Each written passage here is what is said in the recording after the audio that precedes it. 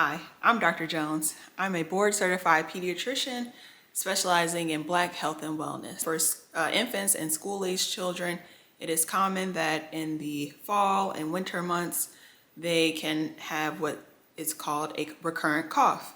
And this is usually caused by exposure to viruses. Now, you might be wondering, how is my child being exposed to viruses? The answer to that question is through other kids from daycare and school. So especially for infants who are in daycare, their immune systems just have not developed yet. And so part of that development is exposure to germs. And the daycare centers usually have lots of other babies and lots of other kids. And that's the perfect way for germs to be spread around. Now, this isn't a bad thing.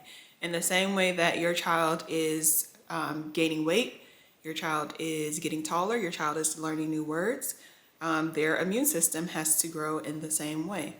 The best thing that you can do is when they are having a fever, so that's a temperature of 100.4 or higher, you make sure that their temperature is well controlled. So using Tylenol, if they're 6 months or older, you can give them Motrin or ibuprofen.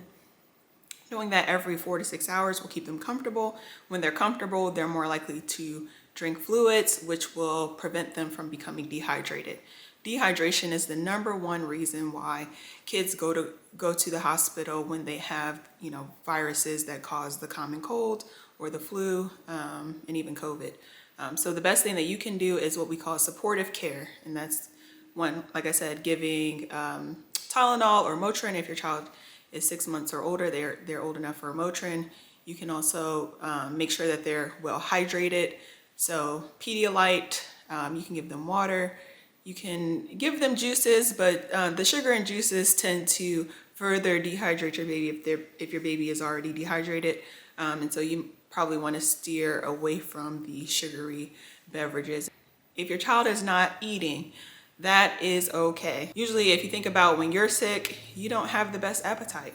The same goes for your child, but we really want to make sure that your child stays hydrated. So fluids, and that will keep them away from the hospital. As soon as your child no longer has a fever for at least 24 hours, then they are ready to go back to daycare or preschool.